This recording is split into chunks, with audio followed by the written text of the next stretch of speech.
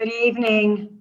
I'm Rabbi Joy Levitt, the CEO of the Marlene Meyerson JCC Manhattan, and it gives me great pleasure to welcome you to Cinematters, New York Social Justice Film Festival.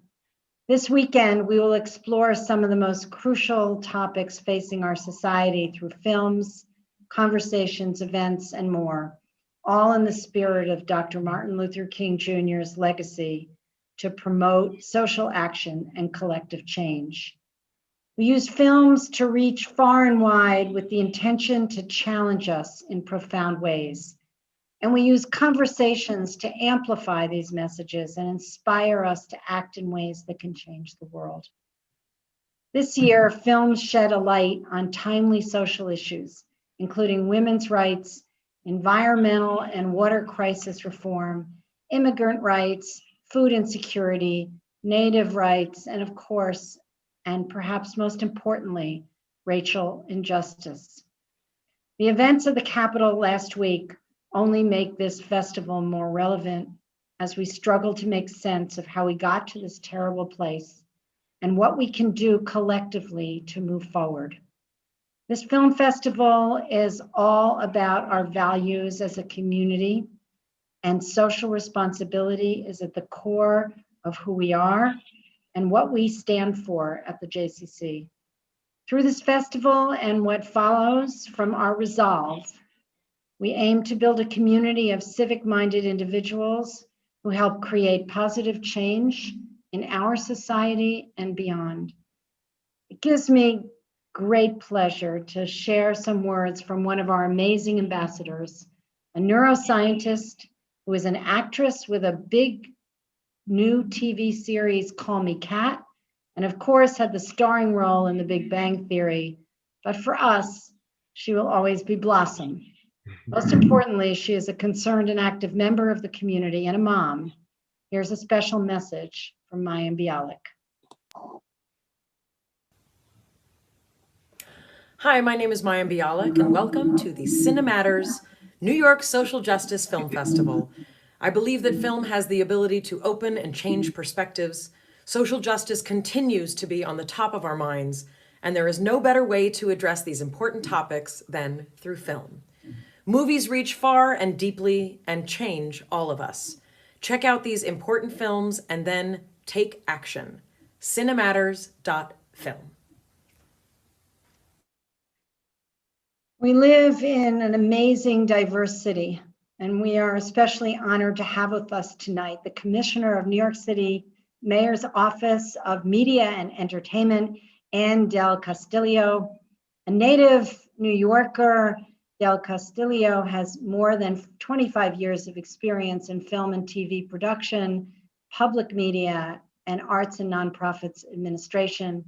Commissioner Del Castillo leads MoM's efforts to bolster the city's creative sectors of film, television, theater, music, advertising, publishing, and digital content creation, and also cultivates a sustainable nighttime economy for the city's first ever Office of Nightlife. This festival would not be possible without, Anne. This festival would not be possible without the amazing support of some caring and generous individuals and our key partners. First and foremost, our Board of Trustees that stands behind everything we do, led by our chair, Cheryl Kay. A special thank you to our generous supporters, Meg and Bennett Goodman. Thank you for believing in this festival's impact, especially at this time. Your dedication to social justice is evidenced in the success of tonight and will carry through all weekend and beyond. We had an incredible team of lay leaders involved in tonight. Our selection committee and advisory committee who spent hours reviewing films and weighing in on our choices for our audience. This festival is the product of a fruitful collaboration between the Carol Zabar Center for Film and the Joseph Stern Center for Social Responsibility, and I am so proud to acknowledge the leadership of both Carol Zabar and Vicki Abrams, who chairs the Stern Center Advisory Board. They are both strong advocates and leaders in our social justice work all year round. I would especially like to acknowledge the hardworking teams who put this festival together in unprecedented times. Cheryl Parker, the director of the Joseph Stern Center for Social Responsibility, Isaac Zablocki, the senior director of film programs and the director of the Carol Zabar Center for Film, Karima Partin, the associate director, Mark Labadorf, the development officer here at the JCC, Austin Readers, our new program manager of the Joseph Stern Center for Social Responsibility, Morgan Magid, the program manager of film programs, Jessica Epstein, the director of marketing operations. Cinematters, New York Social Justice Film Festival will be running all weekend virtually. Please join us for amazing films and timely conversations. It gives me great pleasure now to introduce Isaac Zablocki, Cheryl Parker, and Karima Partin.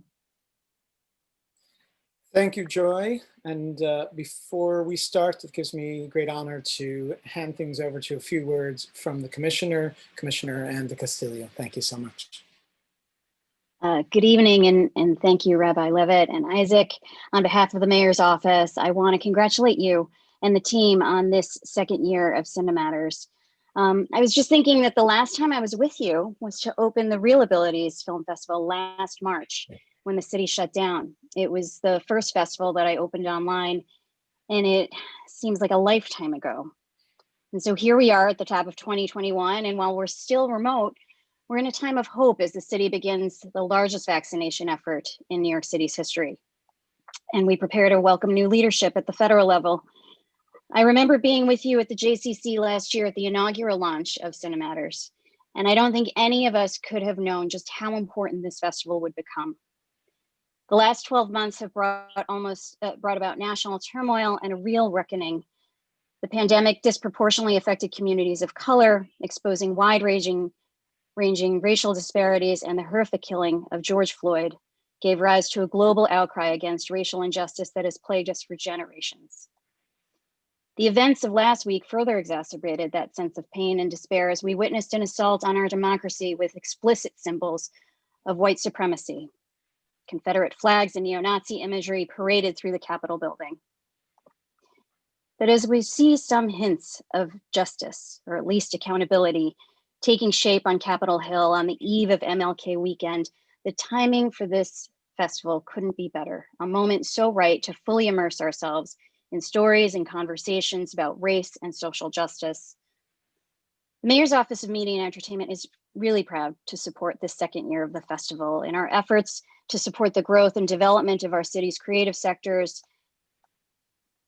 We really do so through the lens of equity and a commitment to increasing access and opportunities for New Yorkers to ensure that our creative industries reflect and celebrate the beautiful diversity of our communities, which is truly our city's greatest and defining asset. But we can't do this work alone. Government can't do this alone. The work to advance a more just, equitable, and inclusive society requires public engagement. We need people like you who care enough about your communities to engage in civic life, whether it's through direct engagement with city programs and local elected officials, or participation in community programs, organizing, and volunteerism. You know, I came to public service after a 25-year career in arts and entertainment, 10 years in documentary programming. And along the way, I've had the honor and privilege of working with the director of tonight's opening night film, Sam Pollard. Sam served on the editorial committee when I was at POV, the PBS documentary series. And I remember one time during a discussion of films that we were considering for broadcast, Sam asked what I thought of one of the films, and I froze. This acclaimed director, producer, editor with credits a mile long, full of films that reframed our view of the world, wanted to know what I thought. And I, to this day, have no idea what I said. But I remember the expression on Sam's face as he listened to whatever it was I had to say. He was listening, giving me a platform to speak and to share my perspective. And it's hard to describe, but it's that same feeling that comes through in his work. There is an authenticity in his characters and storytelling that stems from a deep respect for his subjects. It's a respect that's reflected in his mentorship his willingness to share his knowledge, but respect the space of his mentees to find their own voice. Sam is a mentor who has worked to advance the careers and create opportunity for throughout his long career. At the Mayor's Office of Media and Entertainment, we are deeply grateful to him for being a key advisor on our Made in New York post-production program, which has just graduated about 100 participants. And though I have yet to see the full film, just watching the trailer for MLK FBI, I have to admit it was at once engaging and hard to watch because it hits so close to the bone of where we are right now. But it's exactly that reason why this film is so important, especially right now. And I'm delighted that the team at Cinematters chose it to open this week's program. And so I thank you, Sam, for all the work that you've done over the course of your career and for this film in this moment. And I thank you, Cinematters. And I thank all of you for being here. So enjoy tonight and enjoy the festival. Thank you, Commissioner Del Castillo.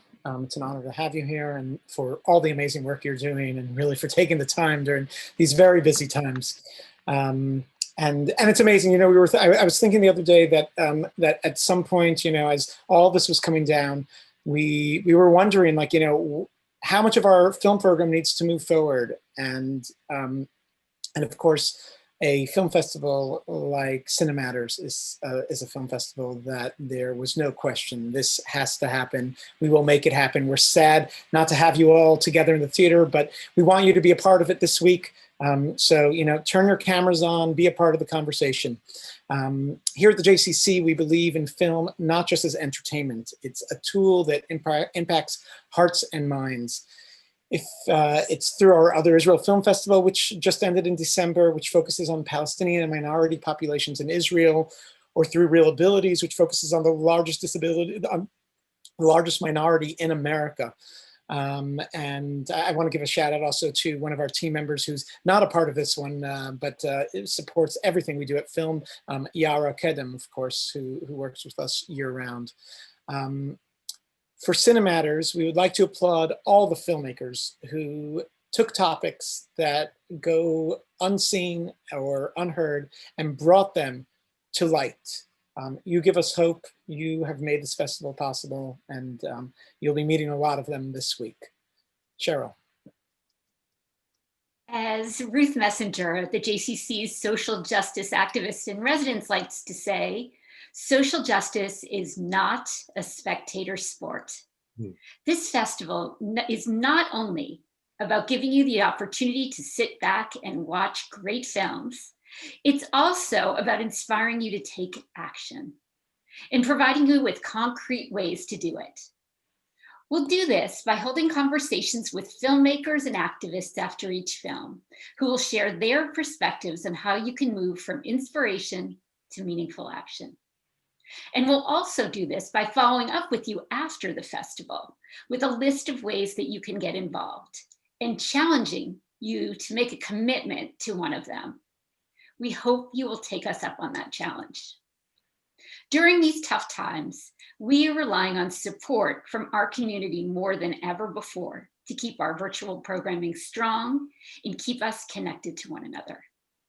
Please consider making a donation to the JCC so that we can remain a thriving hub for resources, connections, and community for years to come. To donate, please text the word community to 56512. Karima? It took so many people to help make this festival possible. So we would also like to thank our AV team, Sam, Matt, and Jeff. Thank you so much. It takes a great team like you to make sure all these Zooms are gonna go so smoothly.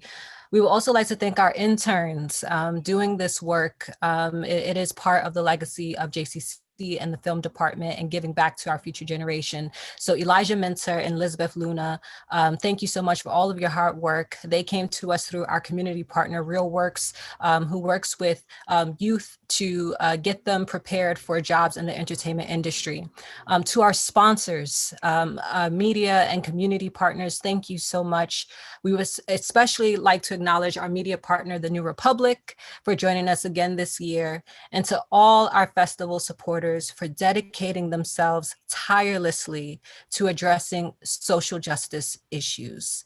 And of course, to all of you at home, thank you so much for coming and spreading the word and for being here. Please sit back, relax, and enjoy. Thank you, and a big thank you again to this whole amazing team who put this together, and especially to Karima, who you just heard, who does an amazing job making this all happen. And of course, the Center for Social Responsibility, who brings in all these partnerships that then, you know, when you're inspired, how to actually take action, and that's what we hope you actually do. Tonight's opening night film, MLK FBI, is opening in theaters tomorrow, actually, technically, and virtually this week by IFC. A big thank you to IFC for giving us this film. We've been following this film since it premiered at the Toronto International Film Festival. It's directed by Sam Pollard, as we know. It follows Martin Luther King Jr. as he is investigated and harassed by the FBI. It is a look back at a historic era, but also a reflection of the dangers of our society today. We're proud to have here tonight a conversation with the director, Sam Pollard. Sam was born in Harlem. His work as an editor and producer spans over 40 years, including editing many of Spike Lee's films. His work includes, as a director, Slavery by Another Name, Two Trains Running, and TIFF selections, Sammy Davis Jr., I've Gotta Be Me, which we screened with him here, Mr. Soul, and his latest work, of course, MLK FBI. The conversation will be moderated by Kyle Bowser, who has more than 25 years experience as a Hollywood executive and producer, he served as one of the head curators for TV and movie productions, helping to develop projects such as In Living Color, Trial by Jury, Living Single, and many others for various major networks and organizations. He's currently the Senior Vice President of the NAACP Hollywood Bureau. We would like to make you a part of this conversation. So please put your questions in the chat, and we will open your mic and call on you when it's time to ask them live. Now I'll hand things over to Kyle and Sam. Kyle, over to you. Thank you. Thank you so much, Isaac. It's a pleasure to be here. I want to welcome everyone. It is my pleasure to represent the NAACP Hollywood Bureau in this discussion. I'm particularly excited and proud to know that this is yet one more time when our organizations are joining together to address issues of great import. The communities that we serve, I believe, are the conscience and the soul of America. And it has been our shared experience that hopefully will guide America through the rough patch that we seem to be going through right now. So it's a pleasure for the NAACP to be here in partnership with the JCC. Sam Pollard, it is a pleasure to meet you and to speak with you. I am a fan of your work. Welcome, sir. Isaac has run through some of the titles that you are renowned for. One that he did not mention that is of particular interest and excitement for me is Eyes on the Prize, what I consider to be the greatest documentary ever made. Thank you very much, Kyle. Yeah, you're welcome. And there may be people in this audience who would also like to know that you were involved with Dateline Israel, another powerful piece. Jeez, where'd you pull that from? And then of course, you did a series of narrative films in partnership with Spike Lee of tremendous popularity and fame and fortune. So congratulations for that work, Jungle Fever and Mo Better Blues, and I could go on and on and on and on and on. Well, Would you come back? Go ahead. But Kyle, it may have been some fame, but I didn't see much fortune. It all depends on how you define success. But you've always come back to the documentary genre. Four Little Girls is a tremendous story that you and Spike told together. The Tyson Project with HBO was also a wonderful one. And now here we are with MLK FBI. Am I supposed to pronounce the dash between MLK and FBI, or is it just? No. You did it. You said it correctly. MLK FBI. And you know what's really fascinating? I wasn't sure that title would take hold when we came up with it, Ben and myself, but I'm surprised that it sort of like really pops out now. Yeah. MLK. Now, is that a title that you labored over, or is that something that just Yeah, popped in mind? we thought it was sort of like a working title at first, that we would probably change it, but you don't have to. It speaks volumes about in terms of what this film's about. It certainly does. And as Isaac mentioned, it officially opens tomorrow. This Yes. weekend is the commemoration of Martin Luther King's birthday. But of course, the Cinematters audience is able to access the film this evening. So we invite you to do that after this conversation. But let's start wide, and we'll sort of zoom in to use some language that I'm sure you're familiar with. What drew you to documentary as a genre for filmmaking? Why is it that you keep returning to this particular technique? Well, Kyle, initially, when I first got into the business, I wanted to be a feature film editor. I knew I liked editing and I wanted to cut feature films because I grew up in the 50s and 60s, and I was really a sort of a young man who just watched all these Hollywood films with people like Robert Mitchum and Barbara Stanwyck and Kirk Douglas and John Wayne, and I just love movies. I just love movies. So when I got entree into the business, I thought that the arc of my career, if I could make it happen, would be feature films. But the first film I worked on was a feature film. It was a low budget, very unusual feature film directed by a gentleman named Bill Gunn. It was titled Ganja and Hess. Oh. And the editor of that film, a gentleman named Victor Konevsky, took me under his wing after that film, and I became his assistant editor for 3 years. And he worked on lots of documentaries. And what he did for me was, I was a young, shy 22, 23-year-old young man who didn't feel comfortable on location, when I was in this film program. And I felt very comfortable in the editing room. And he was able to sort of instill in me that as a documentary editor, you had a lot to do with the shaping of the narrative, the direction of the narrative. It's the final draft. Yeah, it's the final draft. So I really embraced that. I really embraced this idea that with documentary material, real stories of real people, I could really have a major contribution in shaping the direction.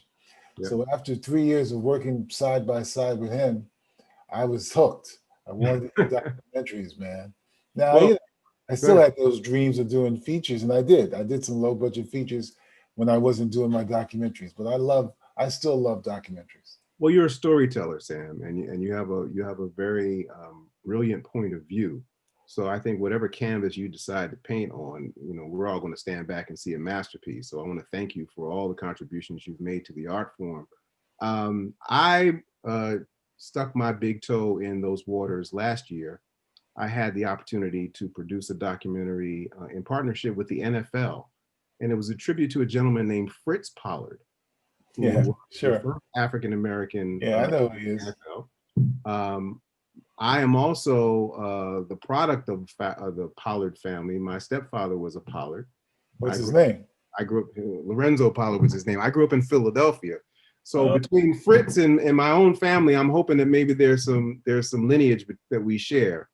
My Pollard, the family of Pollards I grew up with, they all from Mississippi. So I don't know if there's any Mississippi connection. Well, here's what I learned when I produced the documentary on Fritz. What I learned is that journalism is supposed to be objective. All right, a journalist is supposed to give you sort of a 360-degree perspective on a story. Narrative storytelling is supposed to provide some form of closure. Okay, I'm going to give you a beginning, I'm going to give you a middle, and I'm going to give you the end of the story.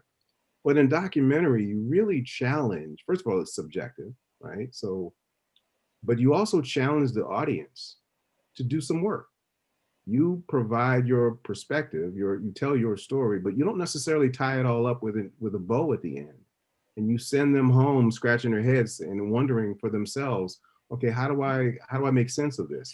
I'd just love to hear your reaction to that theorem. Well, I think you hit it right on the head. I think that the idea behind making a good documentary, and quite honestly, Kyle, even making a good fiction film, if you speak to thinking about Spike's films, is to challenge the audience to say, what do you think? How do you feel? You know, here's some material here that we've shaped and given you some direction. But at the end of the day, how do you feel about it? What's your thoughts on it? And to me, I'm trying to do two things when I'm making a documentary. I'm trying to do what you said. I'm trying to create a beginning, middle, and end. But at the same time, I'm trying to raise questions. I'm trying to raise questions because I sort of believe that documentaries are about presenting subject and human beings who are very complicated, who are not what I call black and white. They have shades of gray. And I want the audience to walk away thinking, well, how do I feel now about what the FBI did with King and Hoover? And how do I feel knowing that Dr. King had a very complicated personal life, even though he did some phenomenal things? Right. Oh, I heard some noise. So I want you to be asking questions. Sure. So And that's part of my job. I think that's part of my responsibility as a filmmaker, to raise questions. And I think if we're going to make it through these polarized times that we clearly are living through, it's going to be those kinds of questions that are going to cause people on either side of the polemic to give a second consideration to what the perspective might be. Well, if I agree with you, if people are able to do that, if people are able to challenge their own preconceived ideas and have debate and discuss how they see things, how they see the world, and how they see other people, it can lead to what I call healthy debate, healthy discussion. And really, you may not come to a conclusion where everybody's happy, but it gives the opportunity for people to air their differences, to really talk about them. And Right. the thing, I worked on a series a few years ago for the Discovery Channel called Why We Hate. And one of the things that was interesting about that is, we learned as we were researching that series that there's this thing that had people that's us against them, which separates people, which puts people in their own particular camps, which can lead to, as we've seen last week at the Capitol, it can lead to assault, it can lead to war, but if people are able to see the other side and sort of understand who the other side is, maybe you can tamp down this tremendous sort of extremism where this was one side and this is one side and never the twain shall meet, Yeah, well, the arts will lead the way. I'm certain of that. But let's talk about the beginning, the middle, and end of this particular story that you've crafted. Let's start right with the elephant in the room, which is the nemesis to Dr. Martin Luther King, as per your storytelling, seems to be J. Edgar Hoover.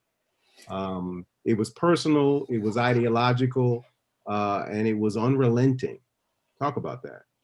Well, here we go. Dr. King comes on the scene in the 50s, initially reluctantly being pulled in to sort of be the centerpiece in terms of the Montgomery bus boycott. Then he starts to ascend. He creates an organization, Southern Leadership Conference. He starts to go into the bastions of segregation. He goes to Albany, he goes to Birmingham, he goes to Selma. And with his close associates, Ralph Abernathy, Wyatt T. Walker, Fred Shuttlesworth, Dorothy Cotton, Andy Young, and younger people like James Bevel, he's on a mission to break down the barriers of segregation. And then the seminal moment in his trajectory is the March on Washington and his I Have a Dream speech. Now, what this meant for J. Edgar Hoover, who's really a stand-in for much of America in the 50s and 60s, it made him the most dangerous Negro in America, which I find very ironic. Here's a man who's a nonviolent activist. Nonviolent. He's not saying, I want physical revolution. He's saying, in my own peaceful way, I want to be like Moses and lead my people to the promised land. But for J. Edgar Hoover and many Americans, this was like, what? What are African Americans can think? What are they thinking? They want to change the template. They want to change this notion of they don't want to be in the shadows anymore. They don't want to be in their own separate communities anymore. They don't want to sit in the back of the bus anymore. They don't want to go just drink from the colored water fountain anymore. They don't want to. There's a scene in your film where a journalist is interviewing Dr. King, and she specifically asks, are you concerned that the discomfort that you're creating for white America will actually injure your movement. Don't you think Yeah. it's your best interest to appease those who are uncomfortable with the change you seek? Isn't that frightening, man, that she said that? It's absolutely frightening. But that's what J. Edgar Hoover is. That's who he's representing. He's representing many Americans who didn't understand this need for change in the Black community. The notion that we wanted to be a part of the American mainstream. Right. I mean, when you hear that woman say, "Don't you feel your people are moving too fast?" You every time I watch it, Kyle, my mouth drops open because slavery, Jim Crow, segregation, lynchings in America, we're moving too fast now. It's amazing. But the thing that really resonates in this film, and you consider and you think about, when she asks him the question, "Don't you feel, Dr. King, your peaceful protests are leading to the violence in the cities?" All you have to do, Kyle, is like fast forward to this past summer when you hear people on the stump like Trump and others saying, "Don't you see that these Black Lives Matter movements are causing this, the chaos in the cities?" Right. When people are saying, "Dr. King, the Communist Party is going to, if you let Black people flirt with communism, it's going to destroy the fabric of American democracy." All of a sudden now, in the present, we're hearing, you see these Black Lives Matter people are being infiltrated by Antifa. And Trump's on the stump saying, if you let these socialist Democrats win the election, they're going to destroy our communities. It's amazing how this stuff that we hear in the 60s is still being used in the 21st century.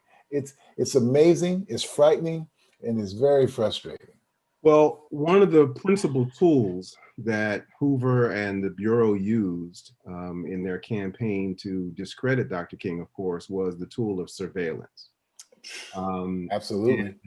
And, that is an interesting subject to analyze as of today's date, because while it perhaps was improperly used in times of the past, particularly against Dr. King, I think you'd find a lot of people who would say, you know what, we need some adequate surveillance going on right now. So I'm just curious, as a filmmaker, what you would say. I would respond to you, but I would respond this way. There's surveillance being happening with the FBI. There's surveillance. Do you not think the FBI wasn't aware of what was going to happen last week? Yeah. I mean, you can't tell me they weren't aware. I mean, technically, and just they have too many resources not to know what's going on. Well, let's talk about that for a second, because if I watched closely enough, and I think I did, you used the voice of James Comey, former FBI director, but I don't think he ever appears on camera, right? Because he was the only one who wasn't able to do an on-camera interview. Initially, he had said yes, but then I guess his scheduling prohibited it, so we ended up doing just audio. But he did appear on camera just today on the news. What did he say? You know what he said? He said that the Bureau had information that more than 100 people who were on the terror watch list traveled to Washington, D.C. last week. See? So my point is that the surveillance that was happening back in the 60s and the 70s, Dr. King, the Panthers, Malcolm X, and others, was designed to discredit and to fold those movements. But apparently they get the information today and just sit on it. Yeah, but think of it this way, Kyle. The information used in the 60s when COINTELPRO was at its height was to discredit and destroy and bring in misinformation against all Black organizations. Right. The Dr. King's movement, the Nation of Islam, Malcolm X, the Black Panther Party, anybody who they deemed radical. See, this is the hypocrisy of America from my perspective. Look at the show of force last summer when the Black Lives Matter protesters were out in the Capitol in DC. It was huge. It was huge. They weren't playing around the show of force, But all of a sudden now, all of these extremists who are Trump supporters, they're out in mass, and all of a sudden there's no show of force. That should tell us something about how America sees a certain people and how America sees other people. Well, let's talk about how America used to see communists, okay? Yeah. In my introductory comments, I mentioned the fact that my organization, NAACP, and the JCC represent bodies of people who have historically come together and found ways to work together and to make change, positive change, progressive change. Mhm.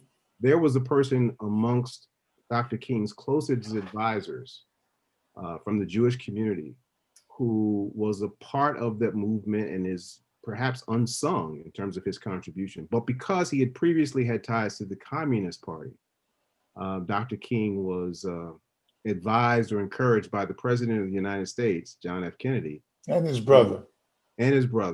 To excommunicate this gentleman. Talk about Stanley Levison, if you can. Well, Stanley Levison had been a communist, but he had stopped being a communist, so supposedly. Who knows if he really ever stopped, but supposedly he had stopped being a communist by the mid-50s, and he was introduced to King, and he became one of Dr. King's closest confidants. Dr. King had tremendous respect for Stanley Levison. The connection between the Black community and the Jewish community was at its strongest in the 60s. So he was, so when Hoover realized that he was connected to Levinson, they said, this has got to be something more than just he's a confidant. King must be being indoctrinated into the Communist Party. Right. So when he presented that information to John F. Kennedy and Bobby Kennedy, and they invited Dr. King to the White House right before the March on Washington, they said, well, we'd like for you to disassociate yourself from those people in your organization who have had either present communist ties or former communist ties. Now, quite honestly, Dr. King did disassociate himself with certain people in his organization who had had communist connections. And he even said to Bobby and John, he was going to disassociate himself from Stanley Levison, but he never did. He never did. He never did.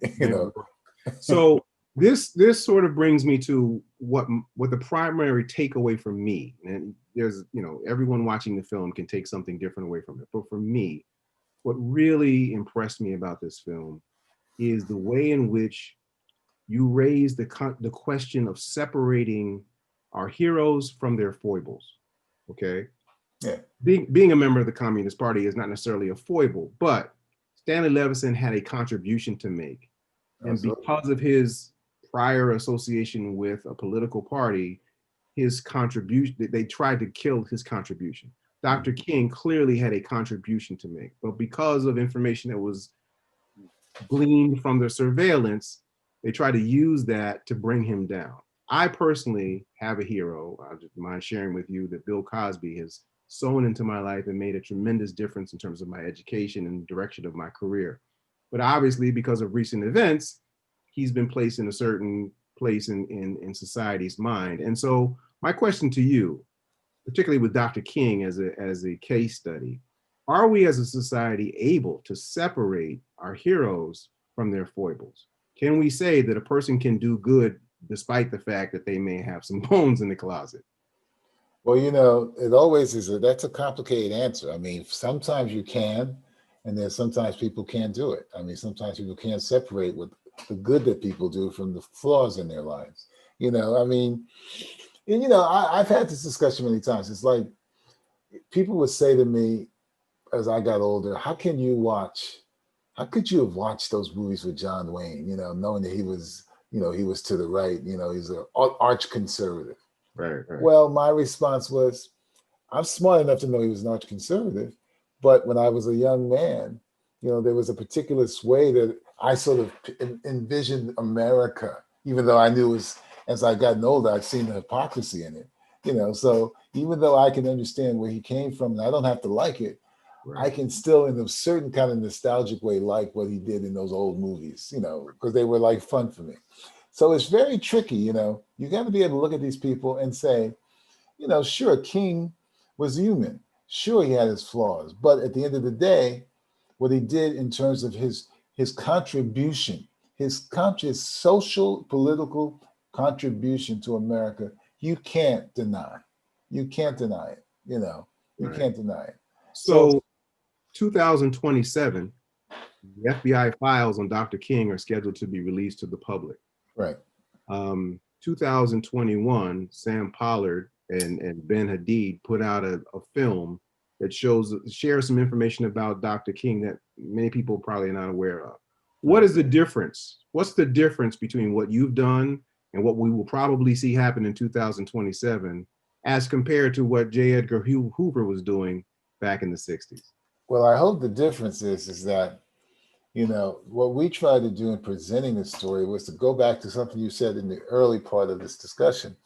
We want to raise questions. We're not trying to indict Dr. King.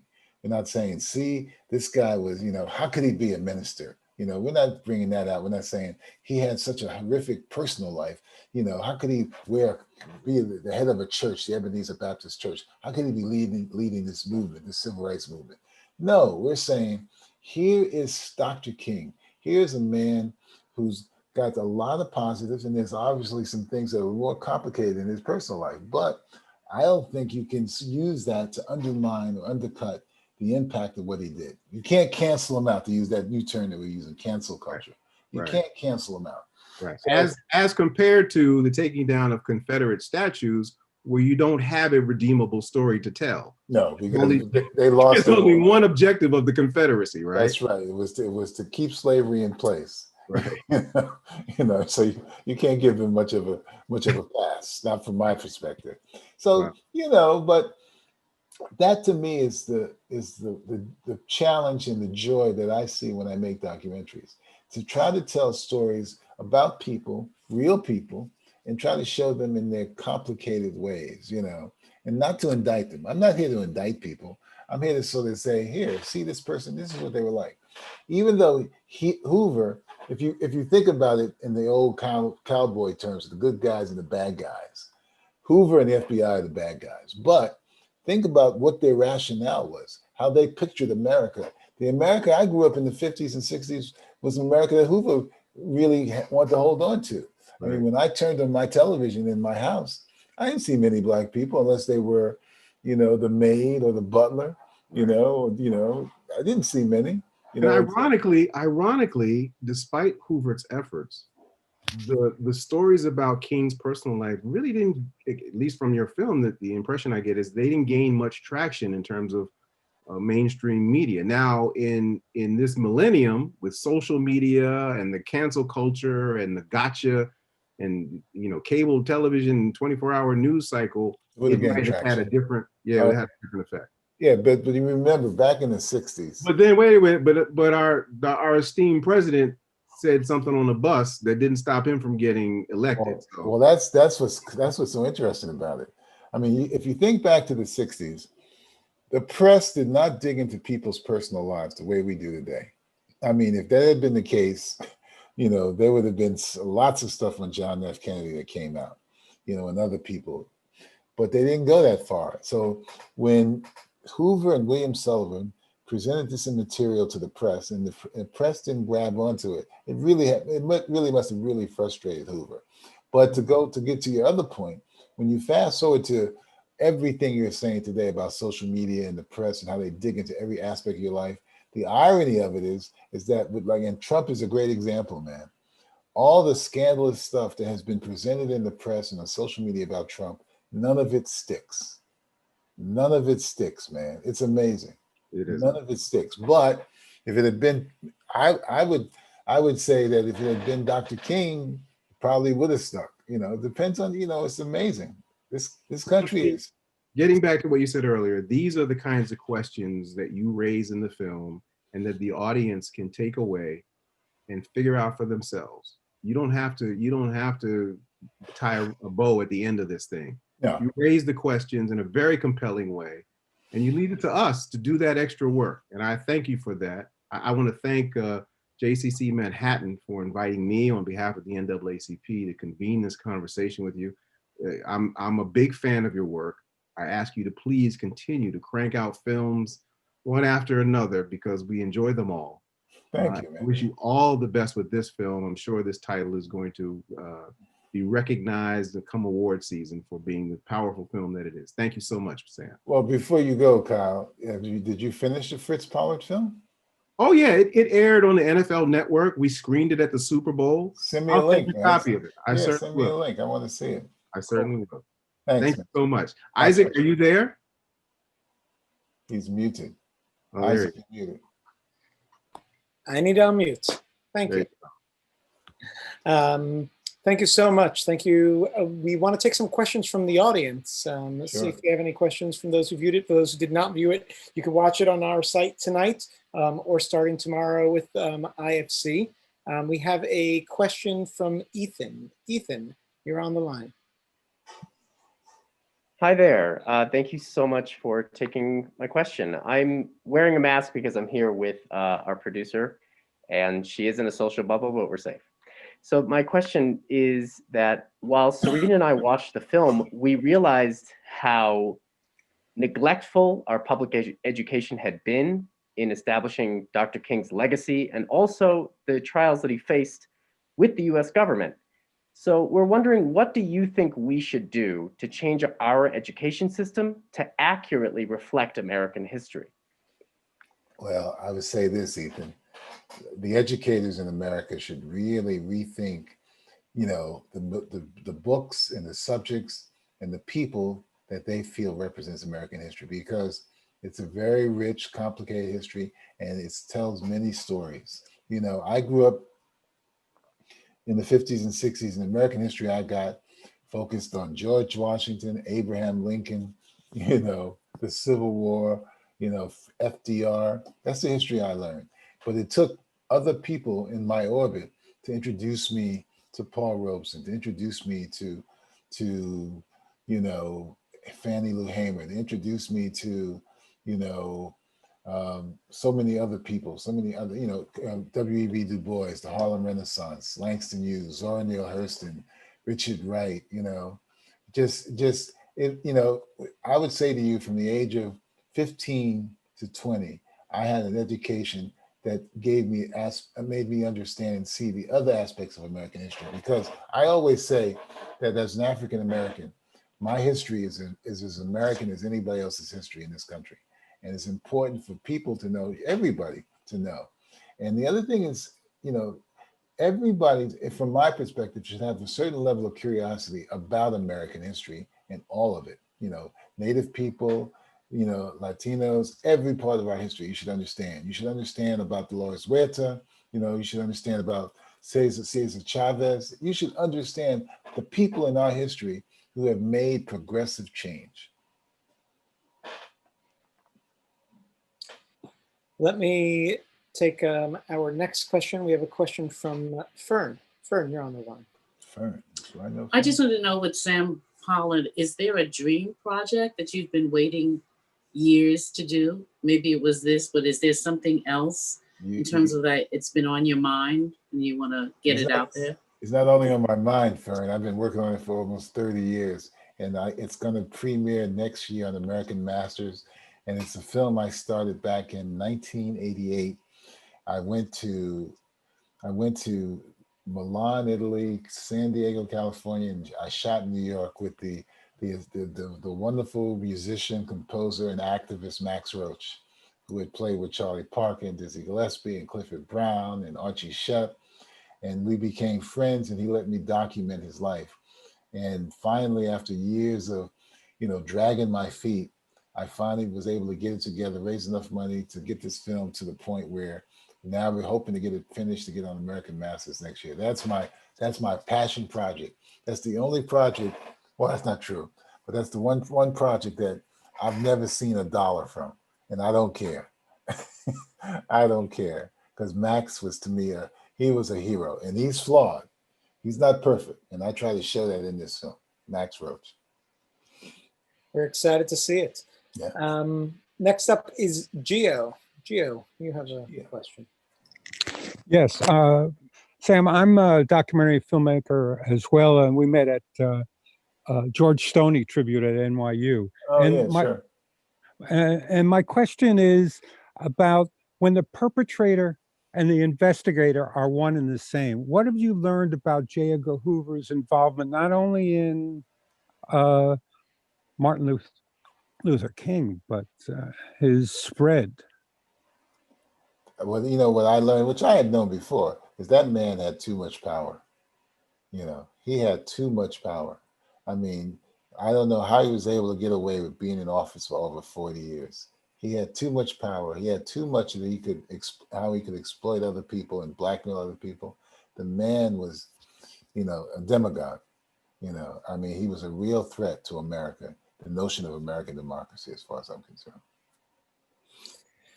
Sam, this festival is all about action and not just watching the films. What's your call to action for the people after they see this film? What's like the bottom line? Yeah, to me, the bottom line is this, that this film should challenge people to say, look at our history. Go and talk to the people, our educators. Go into social communities and talk to the social communities about, what's America supposed to be? What are we as Americans supposed to be? What's our challenge? How can we see this country be the country that it's supposed to be, that I was told when I was a young man, it's supposed to be the beacon of light? If that's supposed to be the case, then how can we make that really happen and understand that? That's a challenge for all of us, because right now we're mired in mud as far as I'm concerned. Thank you. I want to give a huge thank you to Sam for being here, for making this amazing film. Folks, for those who haven't seen it, see it. For those who did see it, you should be telling your friends. Of course, to Kyle for leading this insightful, really amazing conversation. I do want to say that this film also connects to, in some ways, to many of our films throughout the festival, and they're very diverse. But specifically on MLK Day, where we are showing Shared Legacies and the John Lewis Good Trouble film. So you could check those out specifically, I think, as other ways to engage with MLK specifically. I want to give another shout out. Yeah. Have you shown Shared Legacies already? It's available this week during the festival. Good. And the conversation will be, it's actually our closing night. So bookends. My son edited that film. Brings it all together. Right. I want to give another big thank you to all of our partners who are doing a lot of the work on the ground, but specifically tonight also to IFC Films and to the NAACP, and again, connecting Kyle there. Tomorrow we have a big day with the conversation for Missing in Brooks County. Do not miss this film that really touches on immigration and gets in really deep. We're going to have a great conversation at 2 p.m. tomorrow. And then 7 p.m. We're also have the film One Night in Miami, Regina King's film. And we have a special conversation with her that's going to air 7 p.m. So check all that out. And of course, join us throughout the entire weekend for much, much more. A big thank you to everyone who made this possible. Sam, good luck. Thank you very much, Isaac. Thanks for having me. Look forward to seeing you next film. Always a pleasure to be with JCC. Thank you. Thank you.